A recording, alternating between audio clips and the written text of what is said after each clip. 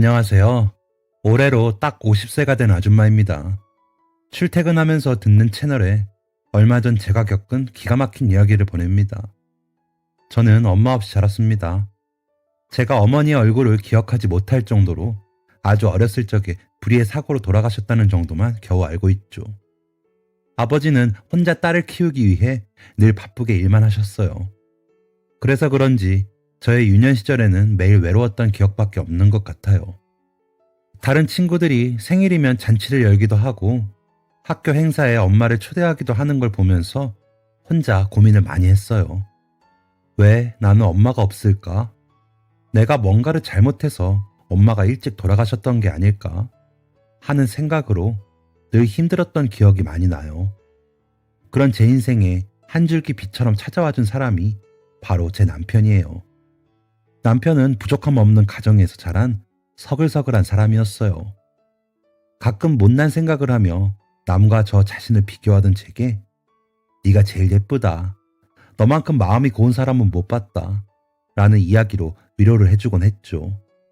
남편과는 딱 1년간 연애를 했습니다. 사계절을 함께 보내고 나니까 알겠더라고요.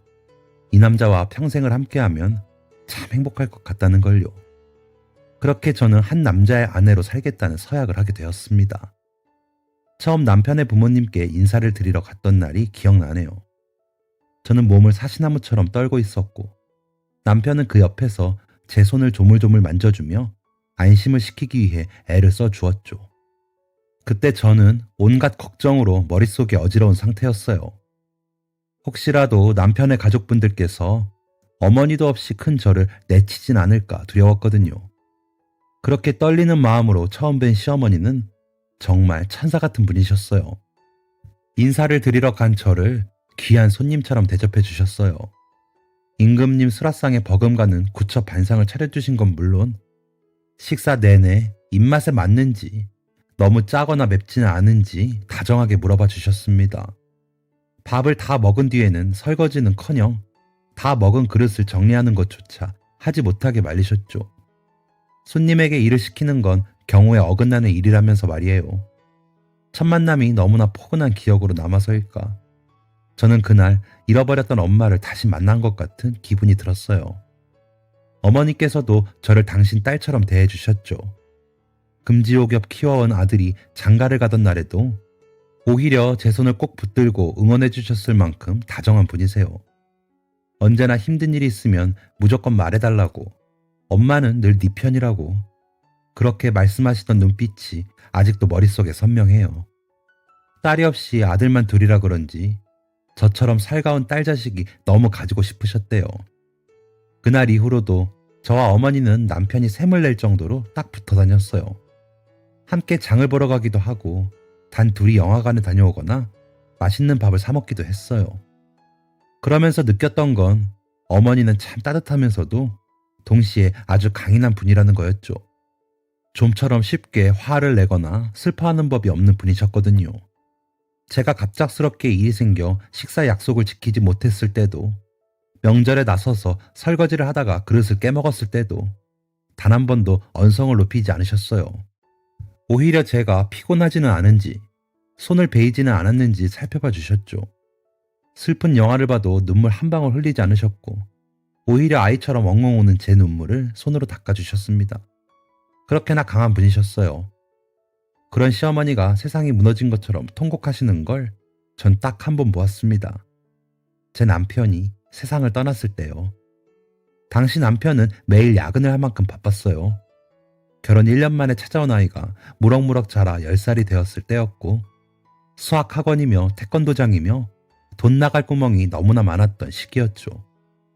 그래서 자연스럽게 남편은 회사의 온갖 굳은 일을 도맡아 하며 한 푼이라도 더 벌기 위해 노력을 하게 됐습니다. 저 역시 남편을 돕기 위해 맞벌이를 하려고 했지만 임신과 출산 그리고 육아로 인해 10년이라는 시간을 쉰 뒤여서 그랬을까요? 직장을 구하는 게 영 쉽지만은 않더라고요. 처녀적 다녔던 회사는 이미 대기업에 인수합병된 뒤였고 제가 일하던 분야 자체가 계속해서 유행이 바뀌는 업종이라 일자리를 구하는 건 하늘의 별 따기와 같았어요. 게다가 10살짜리 아들을 둔 엄마로서 아이에게만 신경을 쓰는 것도 벅찼던 게 사실이에요. 그래서 어쩔 수 없이 남편이 경제적인 부담을 모두 떠안아야 했습니다. 매일 자정이 넘은 시간에 퇴근을 해서는 4시간도 채 자지 못하고 곧바로 다시 출근을 했어요. 참 힘들었을 텐데. 지금 생각해보면 남편은 단 한 번도 힘든 내색을 했던 적이 없어요. 언제나 빵긋빵긋 웃으며 저와 아들내미의 건강만을 생각했던 사람이에요. 자기 자신은 몇 달째 기침을 달고 살면서도 병원 한 번 가지 않았죠. 오히려 아들의 키가 잘 자라지 않는 것 같다며 한약을 다려오고 덤으로 제게도 보약 한 첩을 지어주었어요. 시어머니 역시 주말이면 저희 집에 오셔서 아이를 봐주셨고 덕분에 저는 힘든 줄도 모르고 살았었습니다. 남편이 저를 신경 써준 만큼 저도 그 일을 돌봤더라면, 그랬더라면 뭔가 달라졌을까요? 어느 날 남편은 허리가 끊어질 것처럼 아프다며 병가를 냈어요. 한 번도 그랬던 적이 없던 사람이라 저도 놀란 마음에 함께 병원에 갔습니다. 아이는 어머니께 맡겨두고 동네 정형외과를 찾아 엑스레이를 찍었어요. 검사 결과를 기다리는데 남편이 그러더라고요. 이렇게 간만에 당신이랑 단둘이 있으니까 참 좋다. 앞으로는 좀 자주 아파야 할까봐. 저는 바보 같은 소리 말라고 당신이 아프면 나와 민준이는 어떻게 하냐며 핀잔을 줬어요. 잠시 후 간호사 한 분이 나와 저와 남편을 진료실로 이끌었습니다. 의사 선생님은 남편의 허리 엑스레이 사진을 한참이나 들여다보더니 차 가라앉은 목소리로 말했어요. 적초골절입니다. 순간 진료실 안의 공기가 얼어붙는 것 같았어요. 병에 대해서는 아무것도 알지 못하는 제가 보기에도 남편의 허리는 어딘가 이상했습니다. 엑스레이 사진에서는 하얀 덩어리가 보였어요. 단순히 뼈가 부러진 걸로는 보이지 않았죠. 저는 애써 마음을 진정시키려 애썼어요. 남편도 긴장을 한 건지 제 손을 꽉 붙잡더라고요. 의사 선생님이 다시 말을 잇기 시작했어요. 현재로서는 단언하기 어렵지만 단순 골절로 보이진 않습니다. 척추에 종양이 생기며 뼈를 갉아 들어간 걸로 보여요. 여기 보이는 이 하얀 덩어리가. 그 이후로 의사 선생님이 했던 말은 전부 흩어져 날아가 버렸어요. 순간 머리가 멍해졌습니다. 남편의 손을 꼭 붙든 채 그저 바들바들 떨기만 했던 것 같아요. 그 와중에도 남편은 바보처럼 제 걱정을 하더군요. 결국 그날은 대학병원에 정밀 검진을 받아봐야 한다는 소견만 들은 채 집으로 돌아왔습니다. 남편의 몸에는 사기 암세포가 자리 잡고 있었어요. 간에서 시작된 악성 종양은 남편의 몸 곳곳을 갉아먹었습니다. 그리고 척추뼈에까지 옮겨붙어 골절을 일으킨 거죠.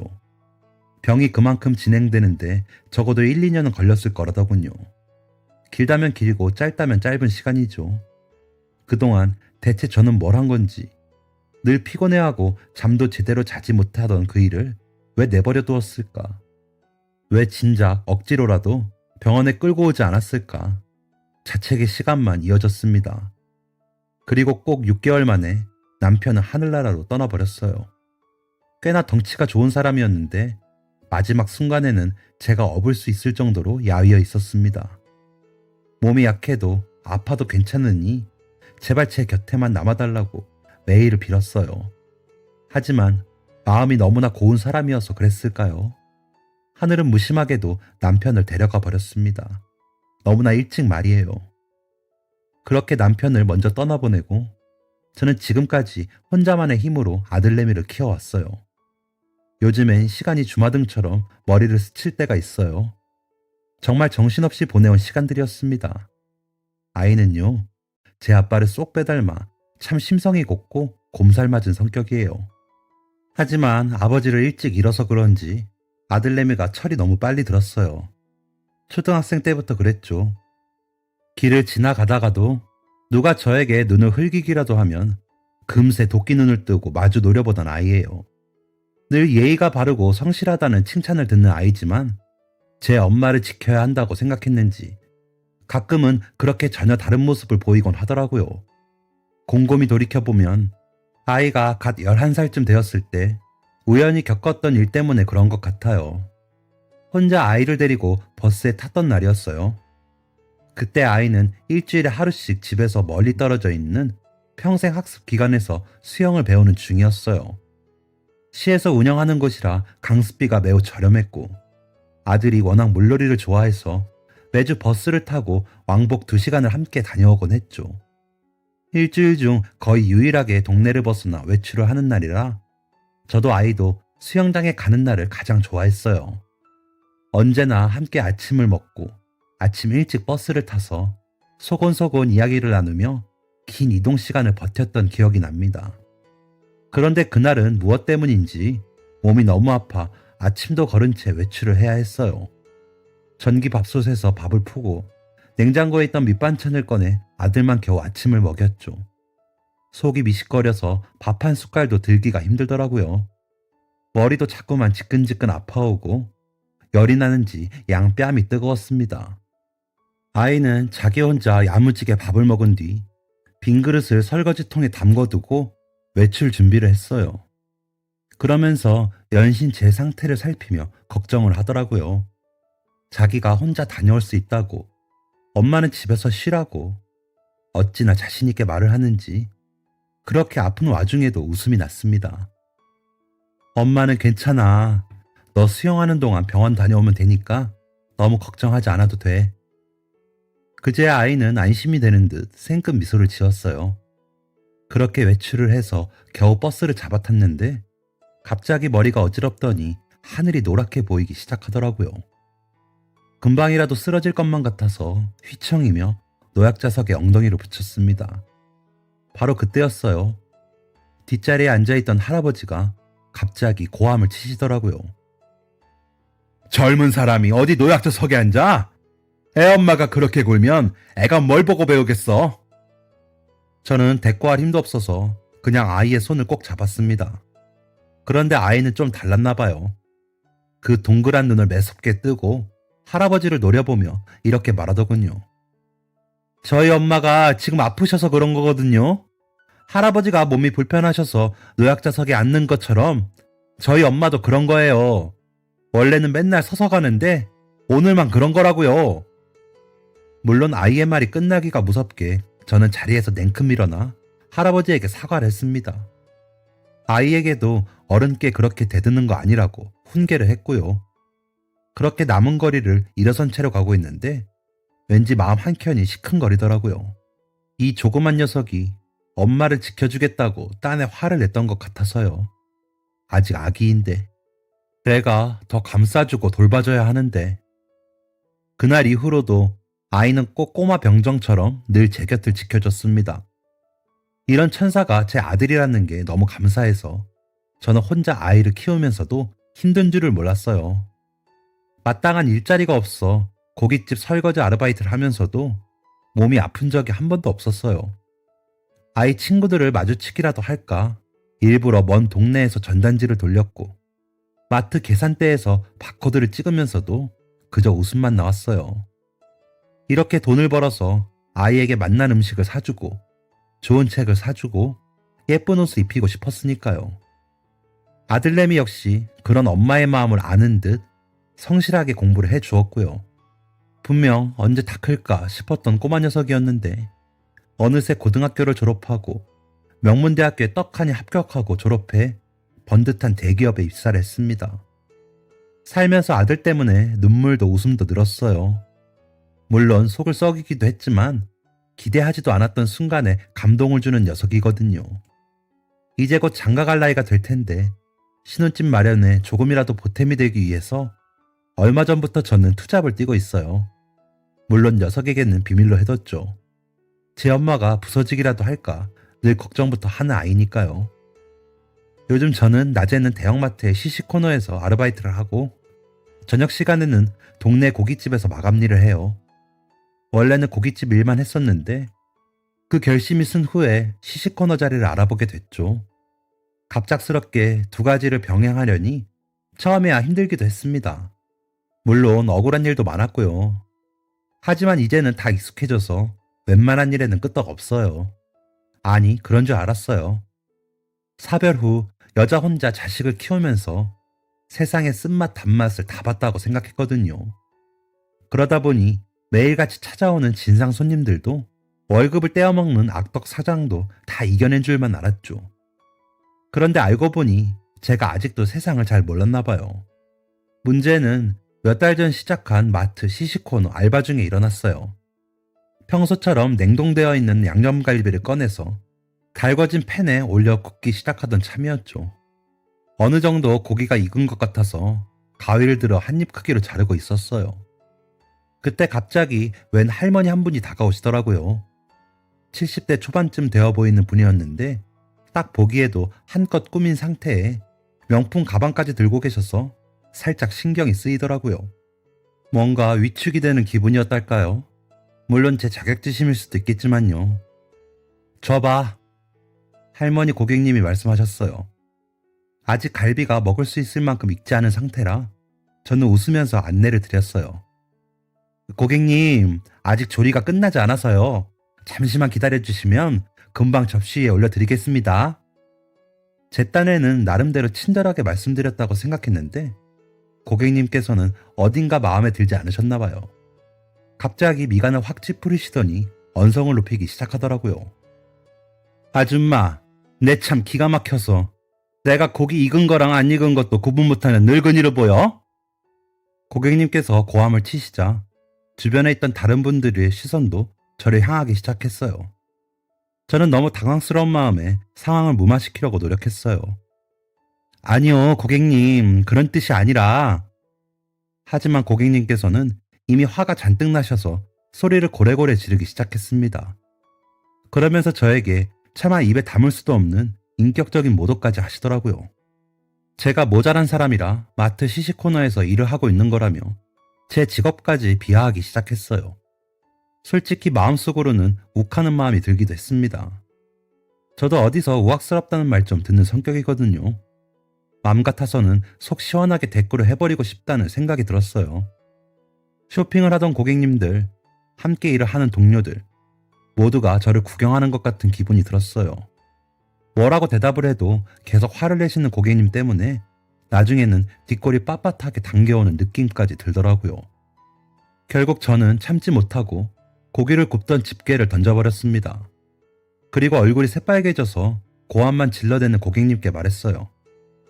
말씀이 너무 지나치시네요. 조금만 기다려달라는 말씀이 그렇게 언짢으셨나요? 그러자 고객님이 갑자기 입을 딱 다물더라고요. 곧이어 그렇지 않아도 빨갛게 상기되어 있던 얼굴이 울그락불그락해지기 시작했어요. 그리곤 비명처럼 소리를 지르시더라고요. 여기 관리인이 누구야? 당장 불러와! 그 소리를 들은 건지 저 멀리서 점장님이 헐레벌떡 달려오는 게 보였어요. 당황한 듯한 얼굴이었죠. 그 순간 저는 왜인지 모를 안도감이 들었어요. 그래도 함께 일하는 분이니까 제 편을 들어줄 거라고 생각했던 것 같아요. 참 바보 같았죠. 구둣발 소리를 내며 뛰어온 점장님은 저와 고객님 앞에 멈춰 섰어요. 그러더니 상황을 판단하기 위한 그 어떤 질문도 하지 않고 곧장 저에게 말했습니다. 민숙씨, 당장 고객님께 죄송하다고 하세요. 그 순간 제가 느낀 감정을 어떻게 표현할 수 있을까요? 정말 쥐구멍이 있다면 딱 그 안으로 숨어 들어가고 싶은 심정이었어요. 내가 너무 순진했구나. 누군가는 내 편이 되어줄 거라고 믿었구나. 그렇게 자책을 하게 되더라고요.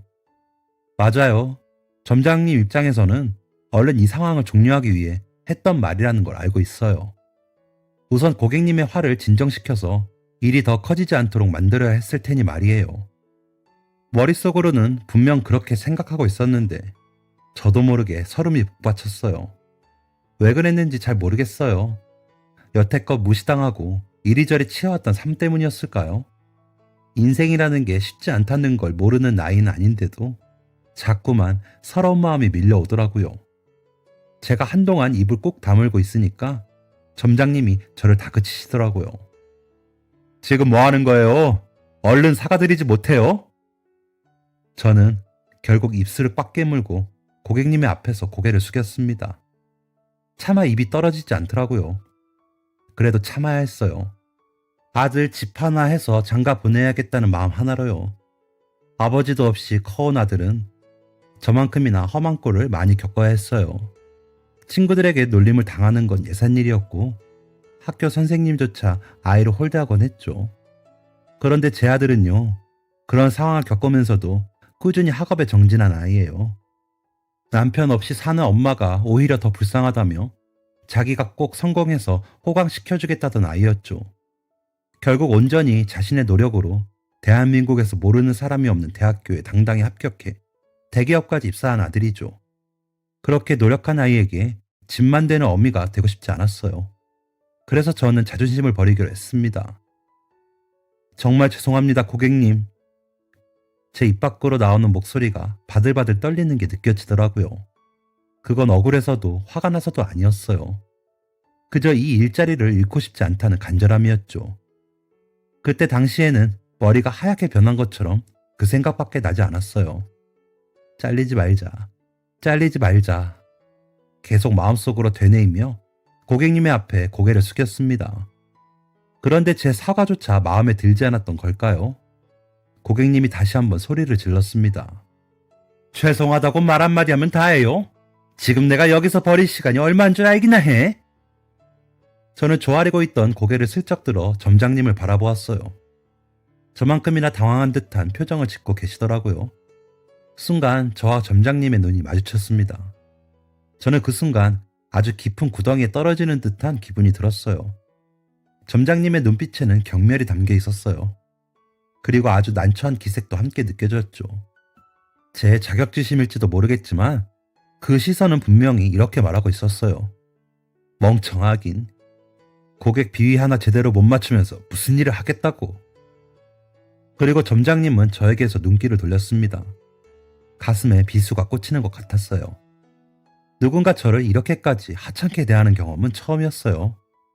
아무리 모진 세월을 지냈어도 대놓고 무시를 당하는 건 정말 참기 어렵더라고요. 점장님은 고객님에게 친절한 목소리로 물었어요. 고객님, 저희 직원이 정말 큰 실수를 했습니다. 외람되지만 혹시 어떻게 해야 노여움이 조금이라도 풀리실까요? 그러자 고객님은 긴 한숨을 내뱉었어요. 도대체 무슨 말을 할까? 가슴이 조여왔습니다. 영겁의 시간과도 같은 기다림이 지나고 결국 고객님의 대답이 귀에 들려왔어요. 그렇게까지 미안하면 무릎이라도 꿇어야 하지 않겠어요? 이미 꽤 많은 인파가 저희 주변에 몰려 있었어요. 그 많은 사람들 앞에서 무릎을 꿇는 거 그렇게 어려운 일이 아닐 수도 있겠죠. 정말 제가 잘못을 저지른 상황이었다면 말이에요. 만약에라도 제가 덜 익은 음식을 제공했거나 말과 태도에 불손함이 묻어나 고객님을 불쾌하게 만든 거였다면 저는 진심으로 사과했을 거예요. 하지만 제가 그 상황에서 대체 어떻게 대처를 해야만 했을까요? 고기가 아직 익지 않았다고, 죄송하지만 기다려달라고 그렇게 말한 것이 그렇게 분노할 만한 일이었을까요?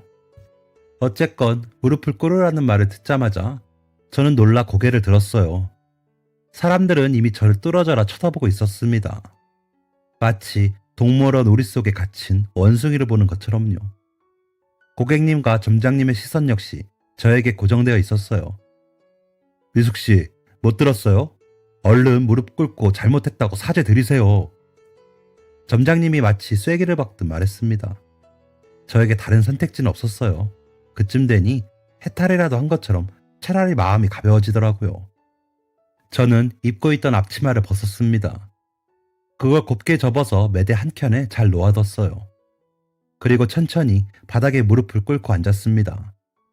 자존심이 밥 먹여주는 거 아니라지만요. 꼭 드라마에서나 나올 법한 그런 일을 실제로 겪으니 마음이 비참해지는 건 어쩔 수 없었어요. 그래도 꼭 참아야 했습니다. 그래서 저는 고개를 조아리며 다시 한번 말했어요. 정말 죄송합니다. 고객님, 전부 제 잘못입니다. 바닥에 닿은 무릎이 욱신거렸어요. 남편과 사별한 이후로 한 번도 제대로 펴본 적 없던 허리도 쑤셔왔죠. 그래도 눈 딱 감고 고개를 조아렸습니다. 그저 이 상황이 빨리 끝나기만을 바라던 참이었어요. 그때였습니다. 갑작스럽게 벌어진 소동을 구경하고자 옹기종기 모여있던 사람들이 하나둘씩 웅성거리기 시작했어요. 하지만 저는 차마 고개를 들지도 못한 채 계속해서 바닥만 바라보고 있었죠. 이번엔 또 무슨 일일까 싶어서 두 눈을 똑바로 뜨지도 못하겠더라고요. 그런데 갑자기 누군가 제 팔뚝을 잡아 일으켰어요. 어안이 벙벙해져서 누구인지 확인을 하려는데 저도 모르게 순간 놀란 숨을 들이마시게 되더라고요. 비참하게 무릎을 꿇고 있던 저를 일으켜 세운 사람은 바로 아들 녀석이었습니다. 아이는 제가 처음 보는 무서운 얼굴을 하고 있었어요. 화가 잔뜩 난 것 같으면서도 어딘가 슬퍼 보이는 표정이었죠. 처음에는 너무 놀라 다른 생각이 들 틈도 없었어요. 그러다가 고객님이 새된 목소리로 고함을 치자 그제서야 정신이 돌아오더라고요. 당신 누구야? 나이도 어린 사람이 지금 어른들 일에 끼어들어서 뭐 하자는 거야? 상황을 파악할 틈도 없이 저는 고객님과 아들 사이를 막아섰어요. 나에게 막대하는 건 참았을지라도 금이야 오기야 키워낸 내 아이에게 나쁜 말 한마디라도 하는 건 견딜 수가 없겠더라고요. 고객님은 눈을 부라리며 저와 아들을 노려보고 있었고 점장님은 머리가 지끈거린다는 듯한 표정으로 가만히 상황을 지켜보고만 있었어요. 그런데요, 정말 맹세코 저는 아들에게 제가 마트에서 아르바이트를 시작했다는 이야기는 이런 방구도 하지 않았어요. 그래서 갑작스러운 녀석의 등장에 저 역시 매우 당황한 상태였죠. 이거 법에 위배되는 거예요. 알아요? 아들이 단호한 목소리로 말했어요. 그러더니 곧 이렇게 덧붙이더라고요. 2018년에 감정노동자보호법 제정된 거 모르세요? 지금 두 분이 이러시는 거 산업안전보건법에 걸릴 수 있어요. 저는 혹여나 아들에게까지 불똥이 튈까봐 너무 두려웠어요. 제가 욕을 먹고 일을 잘린 한이 있어도 아이에게만큼은 험한 모습을 보이고 싶지 않았거든요. 그 상황 자체가 몹시도 당황스러워서 저도 모르게 손이 벌벌 떨리더라고요. 저는 연신 괜찮아, 그러지 마, 정말 괜찮아 하며 아들을 말렸어요. 그런데 이 녀석 언제 이렇게 큰 건지 오히려 자기가 제 앞을 떡하니 막아서면서 작은 목소리로 말하더군요. 엄마는 나 모르는 척해. 처음에는 이게 무슨 소리인지 이해가 잘 되지 않았어요. 미처 아들의 의중을 파악하기도 전에 점장님이 아이에게 되묻더군요. 고객님, 감정노동자보호법은 콜센터 직원들한테나 적용되는 거고요. 지금 고객님께서 이러시는 거 엄연한 업무 방해인 건 아시죠? 그 말을 듣자마자 저는 더더욱 당황스러웠어요. 하지만 그와 동시에 아들이 왜 저에게 자신을 모른 척하라고 했는지 알겠더라고요. 아들은 혹시나 자기가 제 아들이라는 걸 점장님이 알면 제대로 따지지 못할까봐 걱정이 됐나 봐요. 혹시라도 자기가 제 편을 들어준 것 때문에 엄마가 직장을 잃기라도 할까봐 그게 걱정이 됐던 거죠.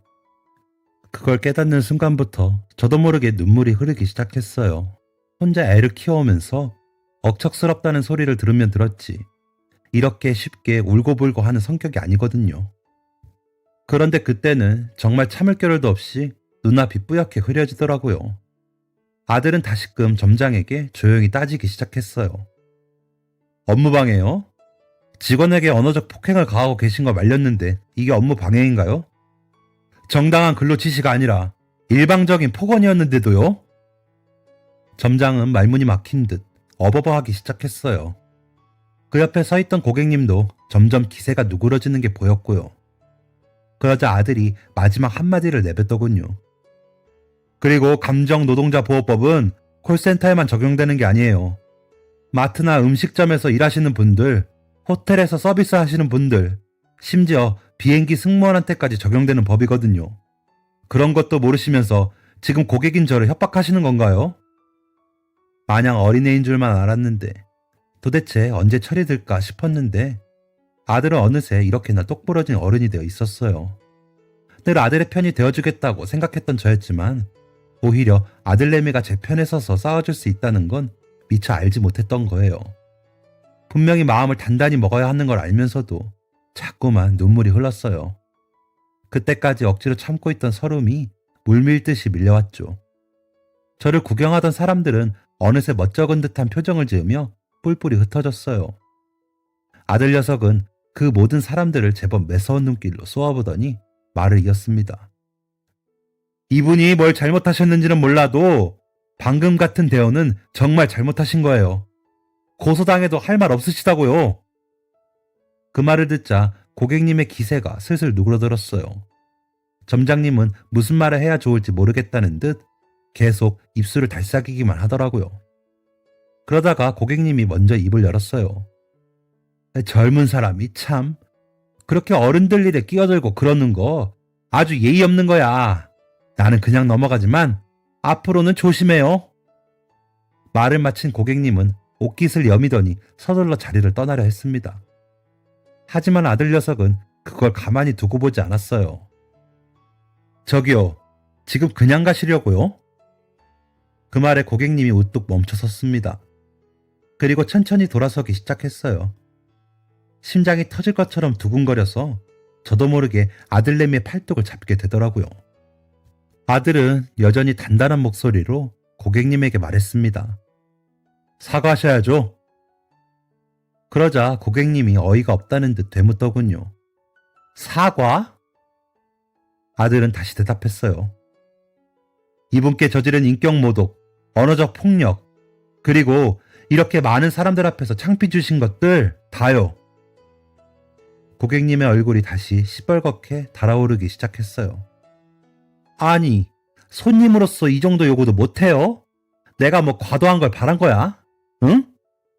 이만하면 됐다고 엄마는 정말 괜찮다고 말하고 싶었지만 아들의 눈빛은 너무나도 완고했어요.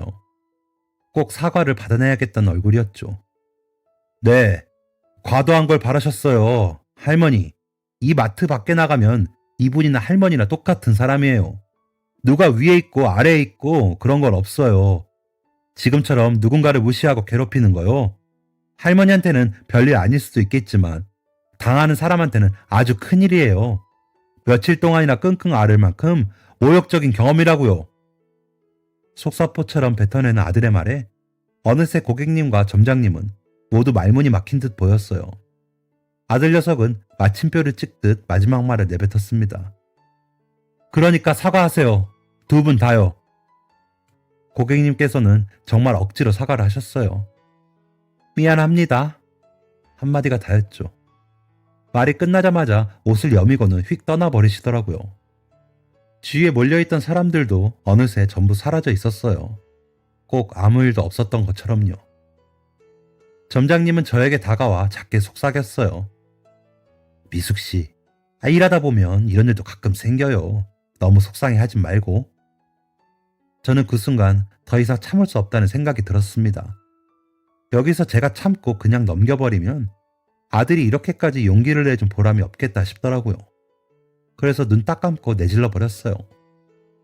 이런 일은 가끔이라도 생기면 안 되죠, 점장님. 다음부터는요, 이런 상황이 생기면 무슨 일인지 전후 맥락부터 파악하세요. 이렇게 무작정 직원 붙잡고 사과시키는 거 오히려 마트 이미지에 먹칠이에요. 당장 상황이나 무마하겠다고 직원에게 고함치고 무릎 꿇리는 마트에서 누가 쇼핑을 하고 싶어 하겠어요? 제가 말을 마치자 아들은 우물쭈물하며 짜증난 표정의 점장에게 정장 주머니에서 지갑을 꺼내어 안에서 명함을 한 장 꺼내 점장님에게 건네주었어요. 저는 가만히 상황을 지켜볼 수밖에 없었고요. 점장님은 심기가 불편하다는 표정을 지으며 명함을 받아들었어요. 그리고 잠시 뒤 그제까지 짜증이 가득했던 점장님의 얼굴이 파랗게 질리기 시작했습니다. 점장님이 겨우 입술을 달싹이더니 말했어요. 본사에서 나오셨어요? 그 말이 신호탄이라도 된 듯 점장님은 고개를 떨구었어요. 그러더니 방금 전에 저처럼 몸을 떨기 시작했습니다. 꼭 사시나무가 떨리듯이요. 아들이 대기업에 입사한 것만 알고 있었지 제 마트가 그곳의 계열사인지도 몰랐고 아들의 업무가 이런 쪽인지도 전혀 몰랐던 저는 깜짝 놀랐습니다. 김지훈 점장님 맞으시죠? 점장님과 아들의 시선이 마주쳤어요. 아까 저를 대하던 태도와는 전혀 딴판으로 점장님은 자기보다 20살은 어릴 제 아들에게 굽신거리기 시작했죠. 네, 맞습니다. 아이고, 감사일은 내일인 걸로 알고 있었는데요. 그 말을 들은 아들은 코웃음을 치며 답했습니다. 네, 본사 지침상 감사 업무는 내일입니다. 오늘은 저도 고객으로서 방문한 거고요. 그런데 이미 이런 모습을 본 이상 점장님께 징계를 드리지 않고 그냥 넘어가긴 어렵겠네요. 그날 울상이 되었던 점장님의 표정은 아직까지도 뇌리에 선명하게 박혀 있습니다. 일주일이 채 지나기도 전에 점장님은 다른 지역으로 인사 발령이 났다며 떠나버렸어요. 소문으로는 새 지점에서는 부점장으로 근무할 거라고 하더군요. 하지만 굳이 사실 여부를 확인하려 들진 않았습니다. 이미 저는 충분히 행복했으니까요. 그날 집에 함께 온 아들은 그렇게 저와 하루 시간을 보내며 엄마가 이렇게 나를 위해서 고생하는 거 이제 더 안 보고 싶다며 눈물을 흘리며 말하더라고요. 아들에게 네 신혼집 마련해주고 싶어서 그랬다고 하니 아들이 자기 이제 능력 된다고 걱정 말라며 엄마 생활비 마트 시시코너에서 버는 만큼 붙여줄 테니 좀 편하게 살라고 사정사정 하더라고요. 그래서 알겠다고 하고 아들은 다시 서울로 올라가 본사 업무를 보고 있고요. 이날의 일이 제 인생에서 있었던 모든 서러움을 씻어주진 못했지만 적어도 이 사실 하나만큼은 알게 되었어요. 저는 참 운이 좋은 사람이에요. 10달간 고통을 참아가며 저를 이 세상에 내보내준 엄마, 외로웠던 인생에 멋진 추억을 선물해준 남편, 두 번째 엄마처럼 늘 저를 아껴주시던 시어머니, 그리고 세상 그 누구보다 저를 사랑해주는 든든한 아들내미가 있으니까요. 저희 사연은 여기까지입니다. 사연 들어주셔서 감사합니다. 모두들 행복하세요. 지금까지 사연 들어주셔서 감사합니다. 사연이 재밌으셨다면 구독과 좋아요를 눌러주세요. 감사합니다. 안녕히 계세요.